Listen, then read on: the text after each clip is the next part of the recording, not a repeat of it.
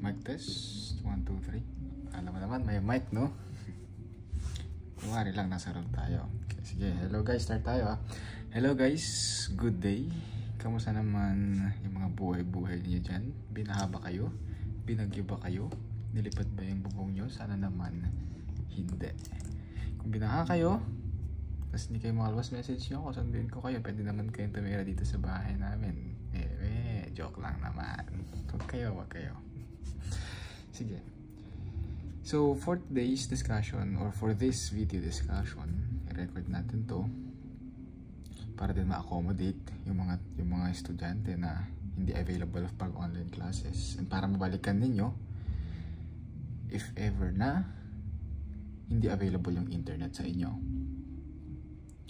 So, if ever maging mabilis na naman yung discussion ko, or maging mabilis yung flow ng discussion natin, raise mo lang yung hand mo.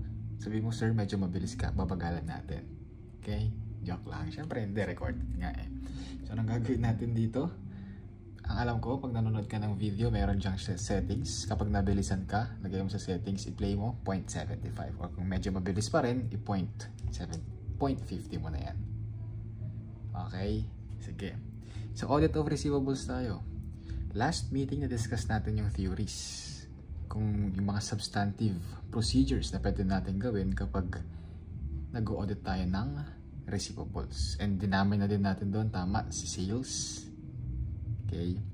For today, mag-focus tayo dun sa mga basic concepts kapag usapang receivables. So, nasa financial accounting and reporting tayo. Muna, yung mga concepts na kailangan mong matandaan kapag usapang receivables. Kasi kailangan mo din to pag nagsasagot ka ng audit problems. Sige. So, si audit of receivables, or usually, isang line item yan. Tinatawag yan na trade and other receivables. Isang line item yan na pinipresent sa financial statement natin. Yung pangalan yan, trade and other receivables. May classifications yan. Ano yun? Dalawa. Pwede yang trade, pwede yang non-trade.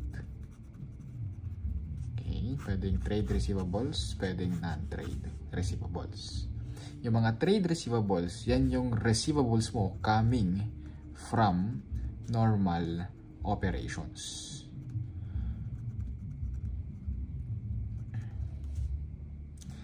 Yung normal operations mo, pwedeng yung receivable mo is makokolekta mo 12 months or less than 12 months, or pwede din more than 12 months. Tama, receivables yan.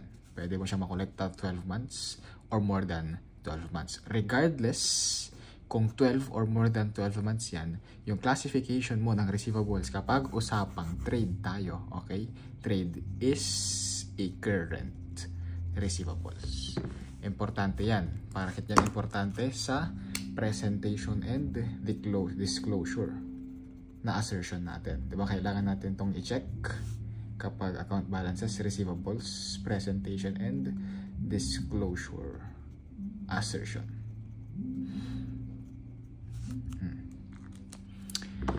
Next tayo sa non-trade receivables. Kapag non-trade receivables, syempre, yan yung hindi from normal operations. So, tawagin natin yan, others. So, any receivables coming from hindi trade, basta hindi trade. So, dito kapag non-trade tayo, naka-residual definition tayo. So, pag hindi pumasok sa trade receivables, it is a non-trade receivables. So, other receivables yan. So, ngayon, dalawa din yan. Pwedeng makokolekta mo siya within 12 months or less than 12 months or more than 12 months. Kapag nakolekta mo siya or makokolekta mo siya 12 months or less than 12 months, that receivable is a current receivable. Kapag more than 12 months naman, it is a non-current receivable. So, ganyan yan. Okay, tayo? Gets natin yan. Sana gets mo yun. So, bigyan natin ng konting examples. Trade receivables. Examples of a trade receivables are, unang-una nandyan si accounts receivables. Pangalawa, meron din, pwede ding trade siya pero naka-notes receivables tayo. And pangatlo, syempre, same sa notes receivable pero dito galing sa bangko. Yan yung loans receivables natin. Accounts receivables, note receivables, and loans receivables from customers. Okay, examples tayo ng non-trade receivables. Ano ba yung mga non-trade receivables natin? Pwede, meron tayong advances. Advances or receivable from, pwedeng employees, pwedeng officers, pwedeng shareholders. Okay, advances natin yan. So advances yan, hindi yan from normal operations, so non-trade receivables yan. Okay, ngayon itong advances or a receivable from employees, officers, or shareholders, pwedeng current and non-current din yan, regardless kung kailan mo siya makakolekta, within 12 months or more than 12 months. Pangalawa, meron tayong advances to affiliates. Ano itong mga affiliates? Pwedeng mga subsidiaries. Advances mo sa mga subsidiaries or receivable mo sa mga subsidiaries. Ito, generally tayo, non-current. General rule, non-current asset tayo. General lang, kapag hindi sinabi kung collectible siya within 12 months or collectible siya, or hindi sinabi kung kailan mo siya makakolekta, ang assumption mo, general rule natin, non-current kapag advances to affiliates. Yung advances to affiliates, pwedeng advances to subsidiaries. Okay, pangatlo, advances din to suppliers. Yung advances to suppliers na yan, general rule mo dyan, since supplier yan, ang general rule mo, current asset tayo dyan. Pag hindi din sinabi, kailan mo siya makakolekta? General rule, current asset. Sir, advances to suppliers. Hindi ba parang trade yan? Hindi. Kapag trade receivables, usually ang entry mo dito, debit ka ng AR, credit ka ng sales. Kasi nagbenta ka. Tama. Itong advances to supplier, anong meron sa advances to supplier? Nag-credit ka ng cash, nag-debit ka ng accounts payable. Kaso eventually, yung accounts payable mo nagkaroon ng excess amount, nagkaroon ng adverse amount, nagkaroon ng debit balance. Nagkaroon ng debit balance, anong gagawin mo? Kailangan mong i-reflect yun, i-reclassify yun sa accounts receivable, which is debit ka ng accounts receivable, credit ka ng accounts payable. Para lang yung accounts payable mo hindi mag-negative balance. Tama? Let's say for example, illustration natin, the accounts payable mo before kay supplier is at 100 pesos. Nagbayad ka 120 pesos. Meron kang 20 pesos na sobra. Nasaan to? Nasa debit balance. Ay ano ba dapat yung normal side of balance ng accounts payable natin? Dapat nandito yan sa credit balance. Tama. So ang gagawin mo, debit ka ng AR, dito yan 20 pesos. Credit ka ng accounts payable 20 pesos. Pag nagkaroon ka ng entry na ganyan, magkakaroon ka ng credit 20 dito, mawawala yung 20 pesos na ending balance mo kasi magiging 0 na tayo dito. Tama? And itong accounts receivable account na to, yan yung advances to suppliers. Hindi yan receivables, hindi yan trade receivables kasi dapat yung trade receivables mo, ganito yung entry. Debit, AR, credit, sales. Kuha mo yun. Sana na-gets mo yun, ha? Sige. Next, pwede din, meron kang receivables na special deposits. Special deposits on contract bids. Ano yung mga special deposits on contract bids? Usually, nagbigay ka ng in-advance payment sa kanila para makapag-bid sa isang kontrata. Or for example, nagkaroon ng auction Nung nagkaroon ng auction, meron kang advance payment. Kasi nakuha mo yung isang property, advance payment pa lang yun. Bago mo ma-receive yung property or yung or yung or yung basta yung property or yung item na yun, kailangan mo magbayad in advance. Receivable mo muna yun sa kanila. Entry mo yun sa receivable sa kanila. Yung receivable na yan, parang holdback muna ito. Hindi yan trade, but rather non-trade receivables. Okay?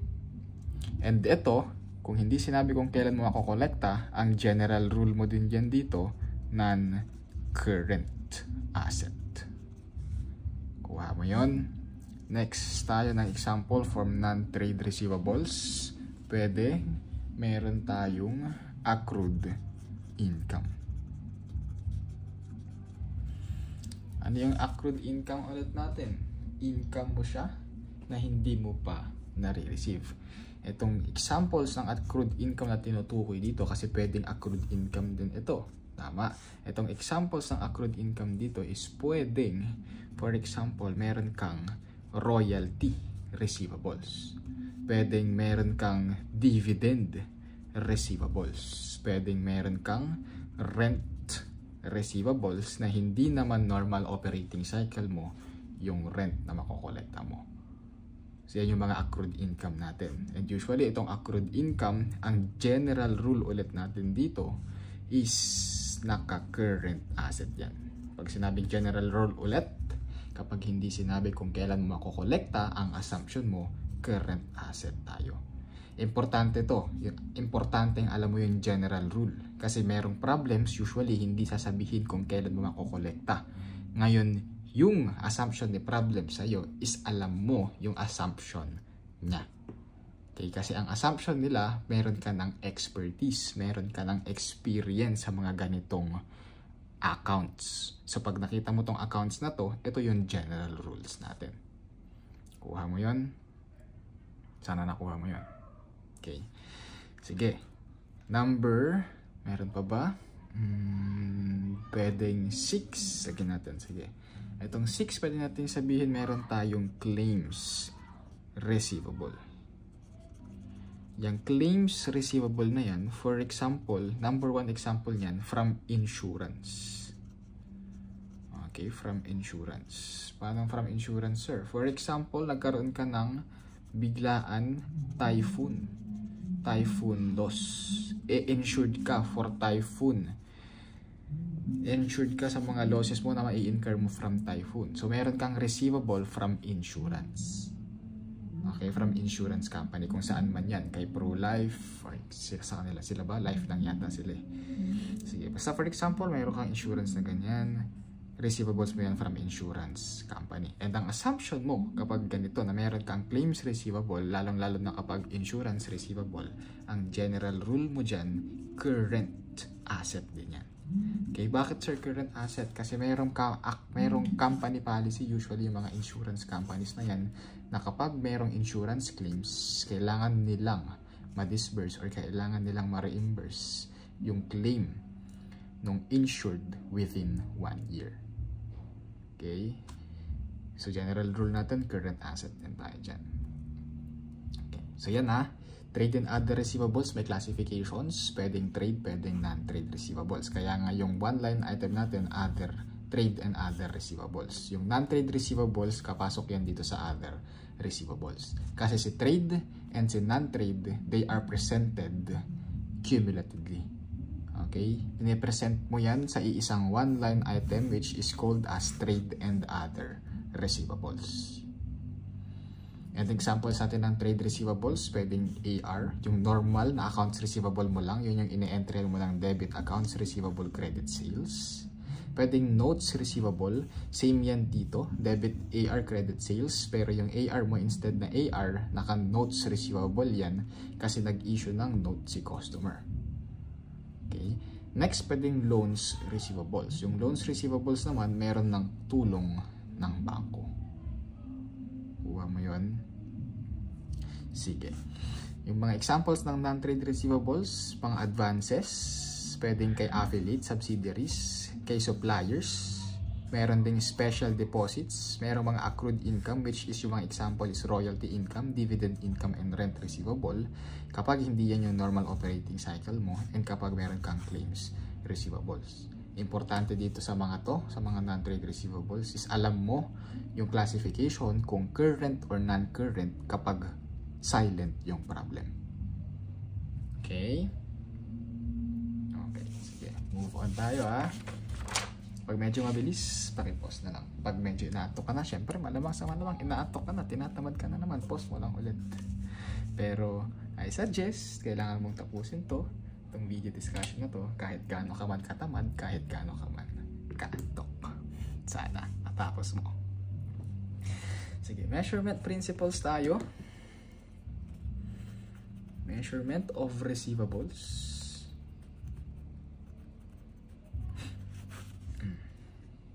Unahin natin yung accounts receivable.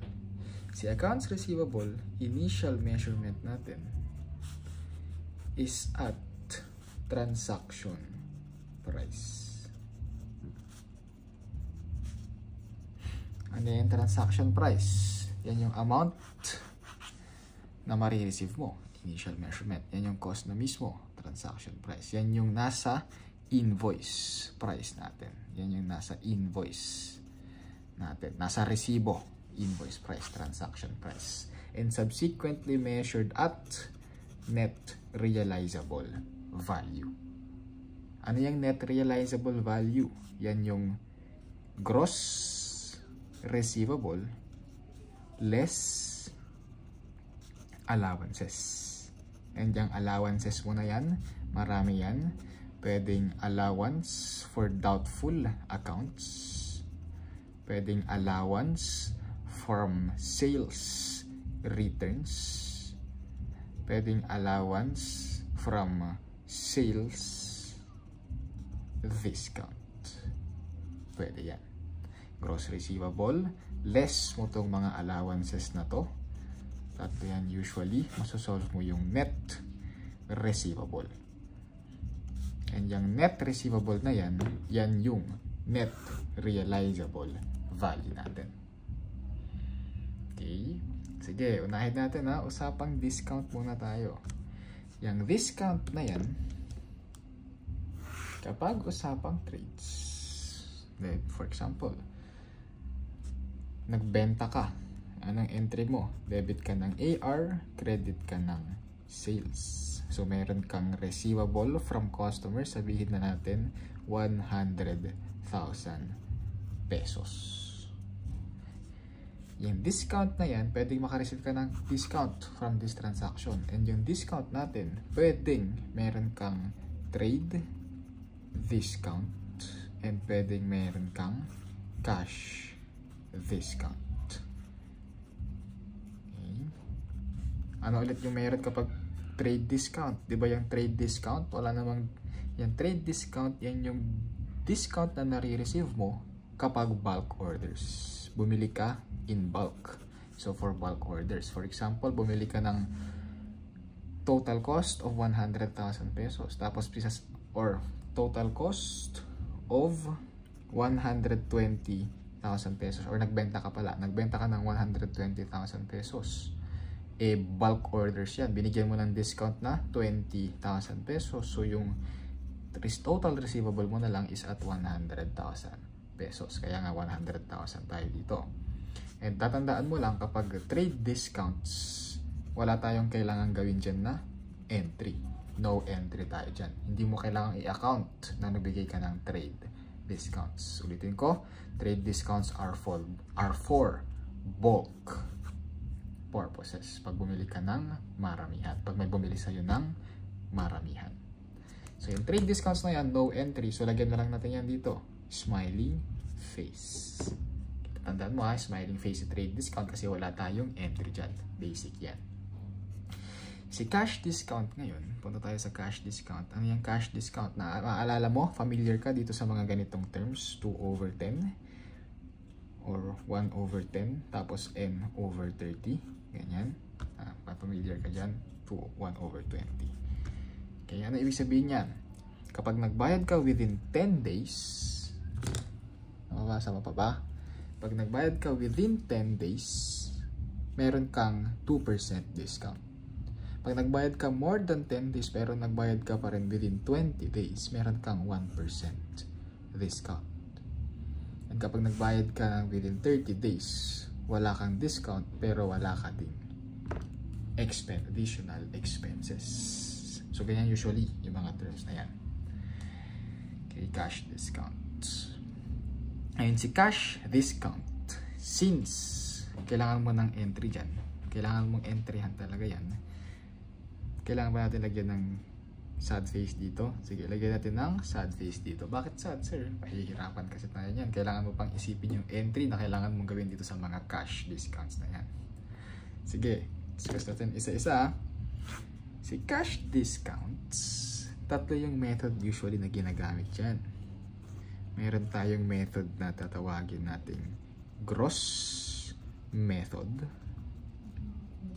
net method, and allowance method.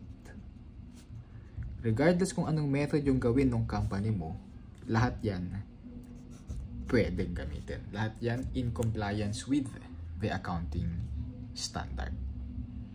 Okay? Sige. So kapag usapang gross method, dito kailangan mong mag-recognize ng sales discount. So yan lang muna, tandaan mo. Lagyan natin ng illustration mamaya. Si net method, kailangan mong mag-recognize ng discount forfeited. Okay? And si allowance method, kailangan mong mag-entry din ng allowance forfeited. So, lagyan natin ng illustrations isa-isa. Gross method tayo. Ano ba? Red, black. Ano ba gusto mo? Sige. Gross method tayo. For example, meron kang, i-continue natin yung illustration natin na to. Si Mr. P nagbenta. Si Mr. P nagbenta kay Mr. D ng 100,000 pesos. Net of trade discounts na yan. And sabi, si Mr. D daw pwedeng maka-avail ng 10% cash discount. Yan lang. Simple purposes lang tayo. Magkano yung 10% cash discount? 100,000 times 10%, that is 10,000 pesos. Tama. Kapag gross method tayo, yung entry mo dito, debit ka ng AR, credit ka ng sales of 100,000 pesos. Ganyan lang yan. Okay? Kapag in-avail ni Mr. D yung discount or nagbayad siya within the time period para ma-avail yung 10,000 peso na discount, magkakaroon ka ngayon ng entry which is debit ka ng sales discount, then credit ka ng accounts. Siyempre, nagbayad ka na, tama. Debit ka ng sales discount, debit ka ng cash, credit ka ng accounts receivable. Magkano yung accounts receivable mo before? 100,000. Yung cash na ma-receive mo, magkano? Kasi nag-avail ka ng discount, 90,000 na lang. Yung remaining na 10,000 nasa debit na sales discount. Kaya sabi ko, kailangan mo mag-entry ng sales discount dito. Ito ngayon yung entry natin kasi dyan. Okay. Basta kapag gross method, hindi mo muna i-entryhan or hindi mo muna i-account yung supposed to be cash discount. So, para mas maintindihan mo yung differences, lagyan natin ng entry C, net method.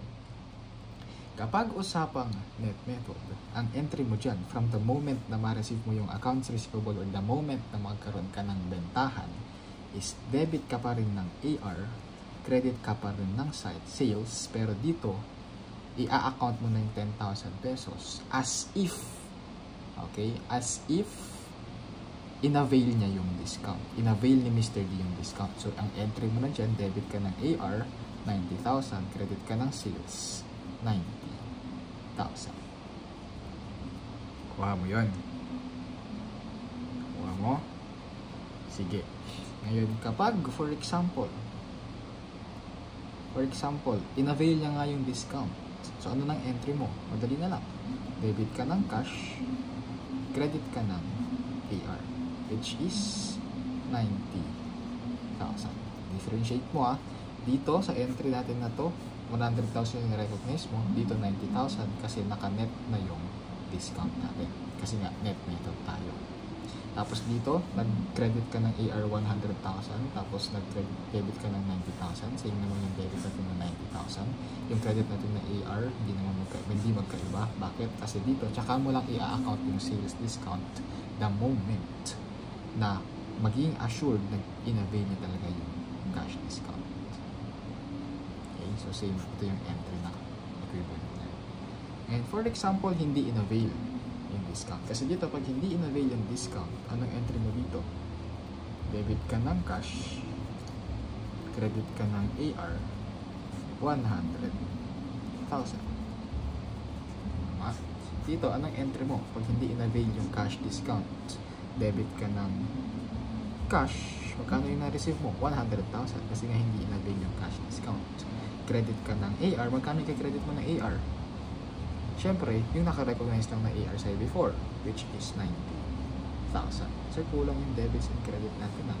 Yung credit mo na isa, yan yung cash discount forfeited o yung discount forfeited, which is nasa 10,000 pesos. Okay? Ngayon, itong discount forfeited na to, i-treat mo yan as a adjunct account. Adjunct account ng sales. Sir, parang bago sa akin yung adjunct account na yan. Hindi ka familiar dyan? Akala mo lang hindi ka familiar dyan, pero familiar ka na dyan. Bakit? Alam mo ba yung contra accounts? Alam mo yung contra accounts. Tama? Unang-unang example mo ng contra account. Si sales discount. Tama? Ano yung contra account natin? Deduction yan. Diba? Deduction yung contra account. Meron pang isa yan actually. Yung opposite ng contra account, yan yung adjunct account. Si adjunct account ngayon, addition ng account yan. Okay? Ano naging addition? Tingnan mo. May difference. Sales neto 100,000, sales neto 90,000. Magkano yung dapat na entryhan mo na? Magkano dapat yung amount ng sales mo pag hindi in-avail yung discount? Dapat 100,000. Sir, understated yung sales natin na to. Bakit hindi yan understated actually? Bakit? Kasi kung i-entryhan natin ito, lalagyan natin ng T-account, yung net method. Meron kang sales dito, i-account ang sales natin. Sales mo before, 90,000. Tapos itong discount forfeited na adjunct account sa sales account natin, meron ka dito 10,000. So yung total sales mo 100,000 na rin. Kuha mo yun. Sana nakuha mo Okay, yung difference nila, gross method versus net method. Kay gross method, hindi mo muna i-account yung supposed to be discount na 10,000. Kaya ang entry mo, debit AR, credit sales at the amount of 100,000. Yung 100,000 na nasa invoice price. Pero sa net method, in-account mo na, in-assume mo na ma-receive niya or i-avail niya yung 10,000 cash discount. Kaya yung debit mo na AR, debit mo na sales, dito 90,000 lang. Ngayon, kapag na-receive sa gross method, kapag na-receive yung cash and in-avail yung cash discount, ang entry mo, syempre ma-receive mo lang na cash is at 90,000, which is yung 100,000 less 10,000. Kaya 90,000 tayo dito. Credit ka ng AR, 100,000 kasi yun yung naka-recognize na AR sa'yo before. I-recognize mo na yun. Kulang yung debits and credit mo, hindi pantay. Kulang ka ng 10,000 sa debit. Ano yun? Yun yung sales discount account. Yung sales discount account, contra accounts yan. Deduction yan sa sales natin. Kuha mo. Kaya sabi ko, pag gross method, mag-recognize ka ng sales discount. Kapag net method naman, mag-recognize ka ng discount forfeited kapag hindi in-avail yung 10,000. Kasi from gross method, anong entry mo pag hindi in-avail yung sales discount? Debit ka ng cash, credit ka ng AR at the amount of 100,000. Walang problema. Dito, box ko lang. para apples to apples. Dito, pag hindi in-avail yung cash, anong entry mo, debit ka ng cash 100,000, or hindi in-avail yung cash discount, anong entry mo, debit ka ng cash 100,000 kasi yun yung marireceive mo, walang discount ng 1,000. Magkano yung na-recognize mo ng AR? 90,000 lang before, tama? So credit ka, di-recognize mo 90,000 dito. Alang na naman mag-entry ka pa ng debit AR ulit, hindi na. So mag-entry mo, credit ka ng discount forfeited, sales discount forfeited na 10,000, which is an adjunct account. Addition yan doon sa sales na ni-recognize natin before na 90,000. So yung sales mo from net method, 100,000 pa rin. Yung sales mo sa gross method is at 100,000. Sana nakuha.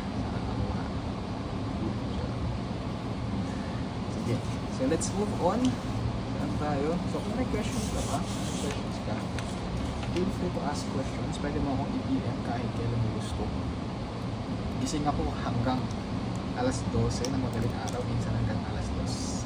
Hanggang kaya ko rin. Hindi mo na-gets. Pag nag-PM ka na, i-reply kita, hindi mo pa rin na-gets, sabihin mo din sa akin, huwag ka mag-alala. Magkakaroon tayo ng private call para lang mag-gets mo yan. Bahala na. Ayan natin. Basta, usapang wala. Sige.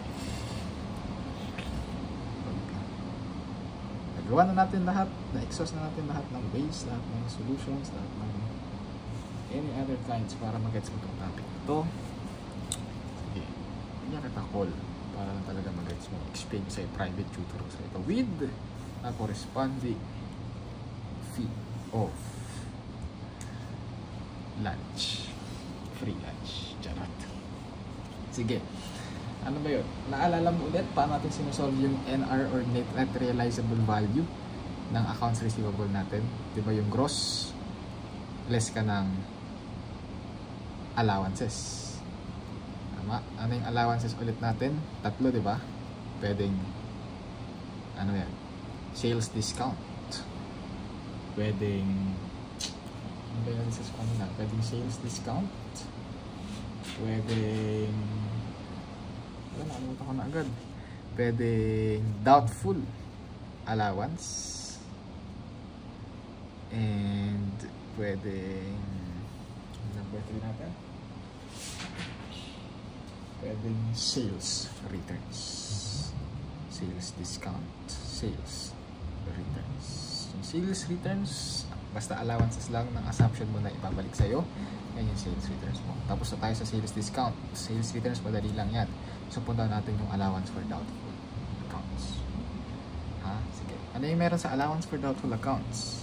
Yung allowance for doubtful accounts, interchangeably, pwede din natin yung tawagin as bad debts. Anong entry natin dyan? Debit ka ng bad debts expense, credit ka ng allowance for doubtful account. Sir, mayroon ako narinig, dapat daw pag bad debts yung ginamit mo sa bad debts expense, dapat allowance for bad debts din yung gagamitin mo dito sa credit. Pwede naman ganun. Usually talaga ganun yung standards sa mga account, sa mga company policies. Kaso kasi parang ang pangat sa akin kapag tinawag ko siyang allowance for doubtful accounts or allowance for bad debts account. Mas gusto ko allowance for doubtful accounts. Sir, kung gusto mo allowance for doubtful accounts yung credit mo, hindi gawin mo doubtful accounts expense. Yun sa debit mo, ang pangat naman din. Kasi tawagin doubtful accounts expense. Mas sanay ako sa bad debts expense. So, bahala ka na. Ano gusto mo? Kapag yun yung policy mo, yun yung policy mo. Wala pa naman company policy, yun yung company policy. Wala naman tayong company na yun. Nasa discussions na tayo. So, sabi mo na ito. Okay. Sige. So, yung allowance for doubtful accounts, shortcutin na natin kasi masyadong mahaba. Gawin na natin yung ADA. Allowance for doubtful accounts. Yung bad debts expense, shortcutin na din natin yan. Bad debts expense. BDE, allowance for doubtful accounts. Okay? Ngayon, itong doubtful accounts and bad debts expense, dalawa yung method na ginagamit usually dyan. Meron ka nung direct write-off method, and meron yung allowance method. Yung direct write-off method, lagyan mo ulit yan, smiling face. Bakit? Hindi na kasi natin i-discuss yan. Bakit? Kasi in compliance or uncompliance yan sa hindi yan compliant sa accounting standards natin. Okay? Smiling face naman natin yan. Ito, allowance method yan. Sad face. Bakit? Nahihirapan na naman tayo yan.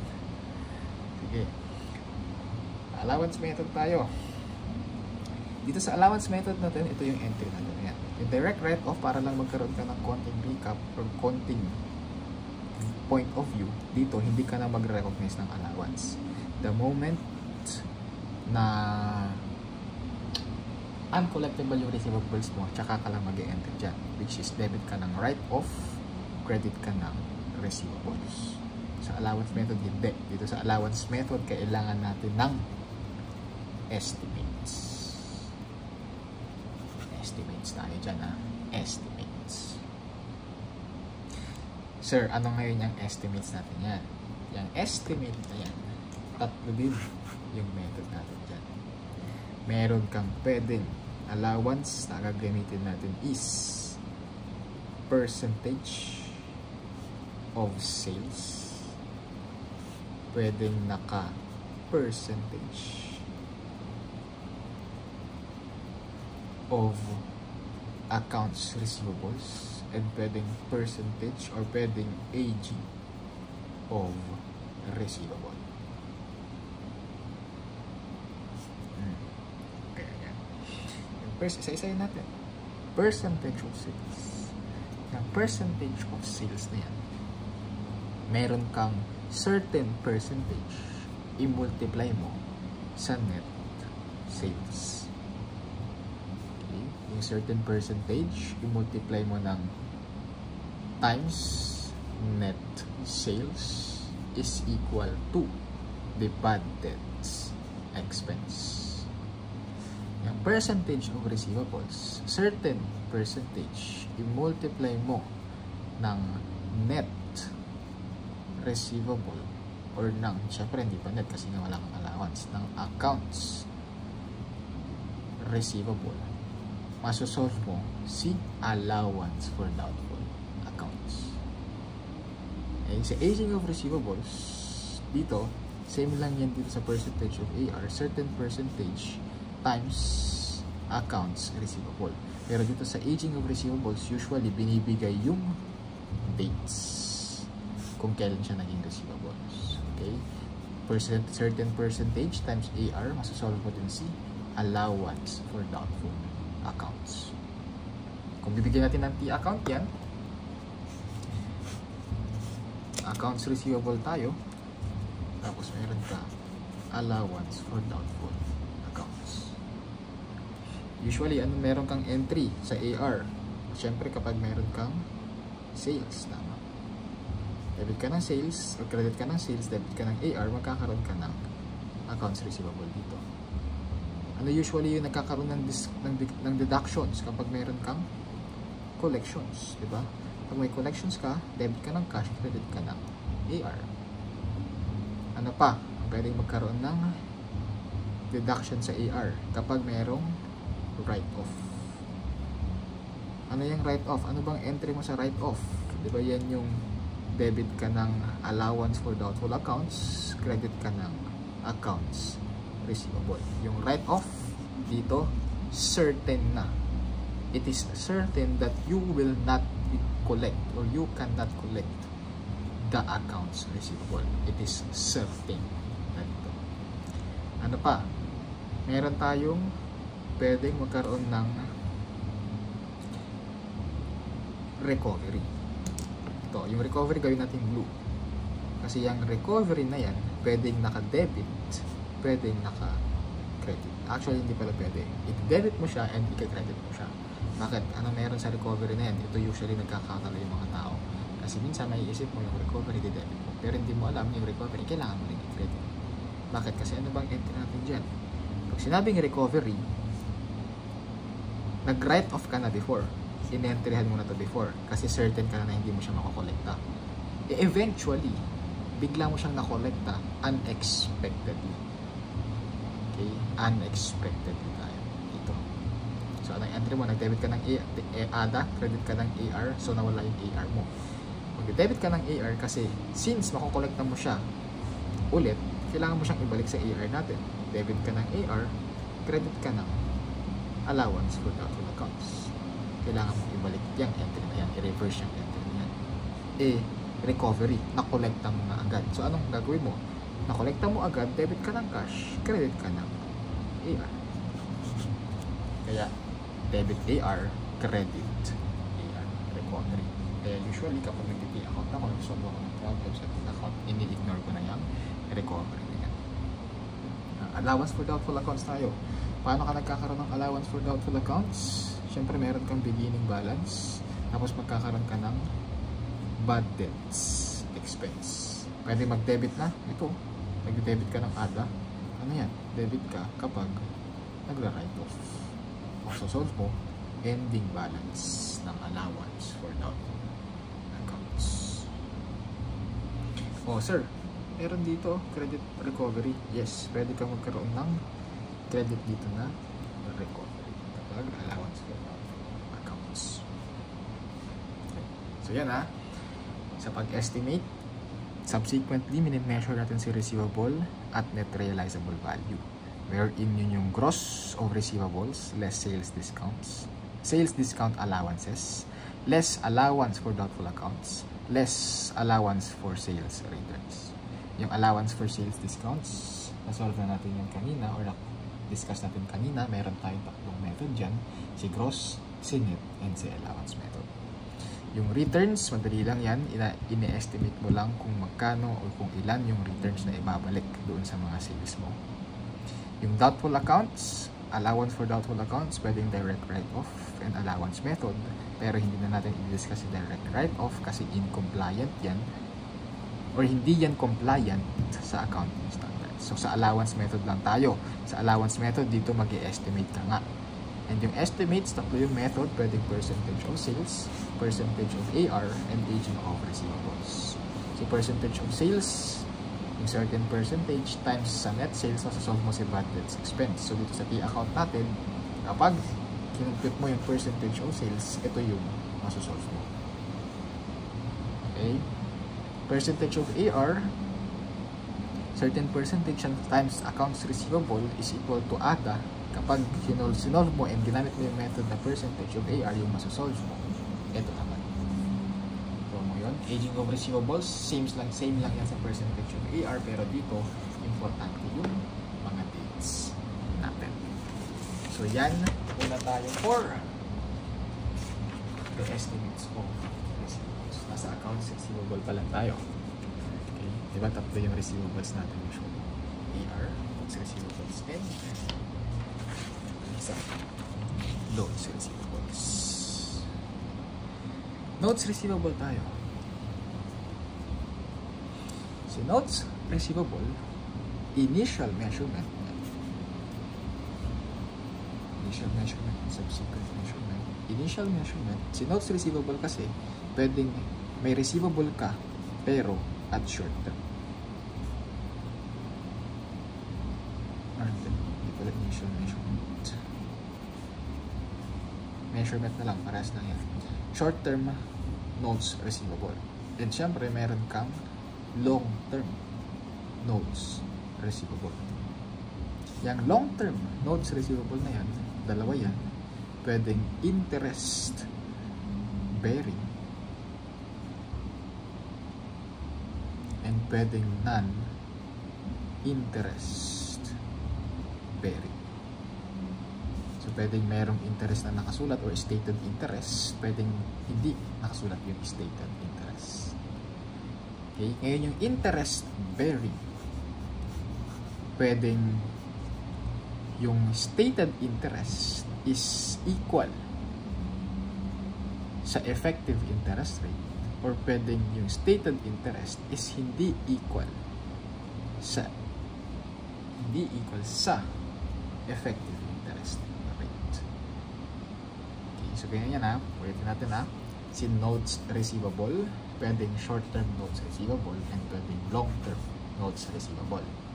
Ngayon yung long-term notes receivable, pwedeng interest-bearing and pwedeng non-interest-bearing.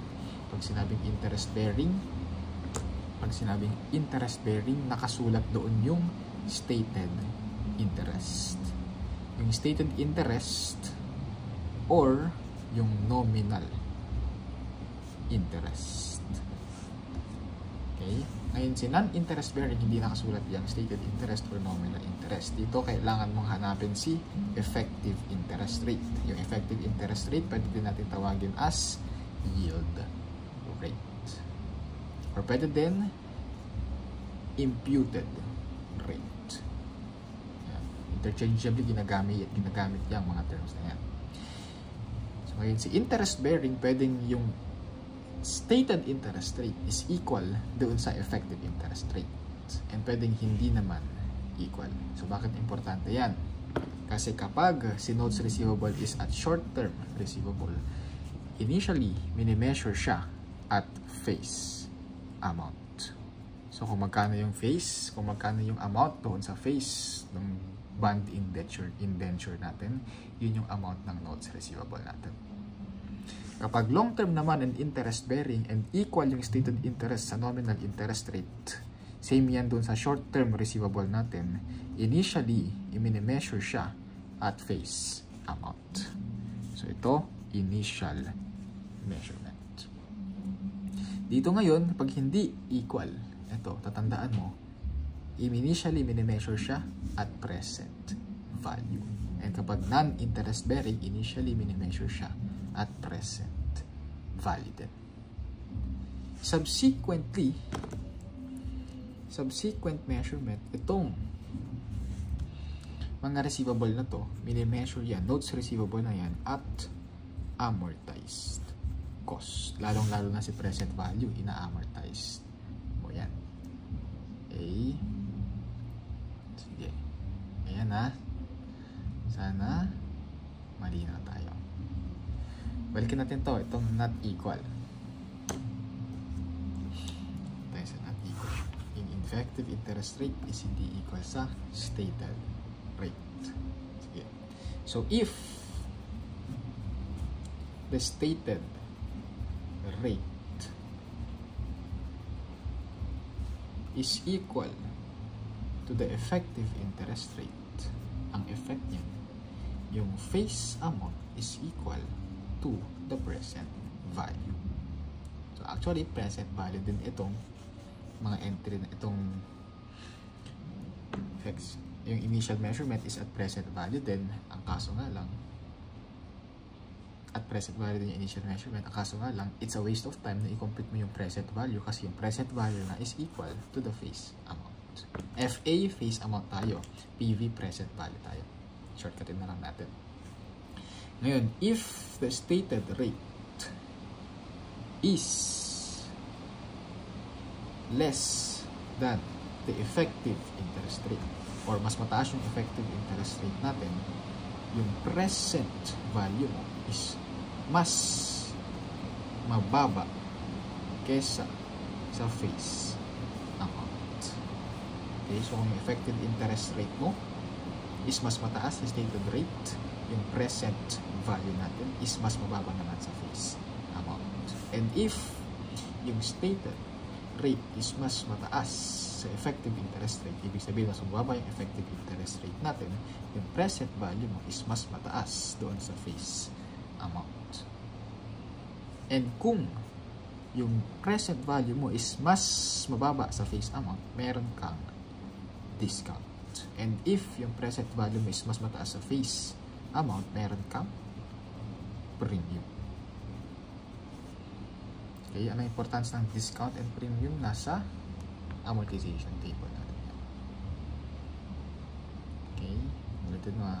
Ngayon, itong discount na to, the amortization of discount, i-take note mo, the amortization of discount is an addition to the interest income. And ito, the amortization of premium is a deduction to interest income. Okay. Naman na, bakit? Sige. Mag-amortization tayo ha. Gawin natin yung amortization table. Meron ka dyang date. Meron ka dyang collection. Merong interest. Interest income. And meron kang amortization. Tapos meron dito yung carrying amount. Yung carrying amount, present value given yan. Tama? For example, i-assume natin at a discount. Pag discount, sabihin natin yung face amount nasa 100,000, yung present value nasa 90,000.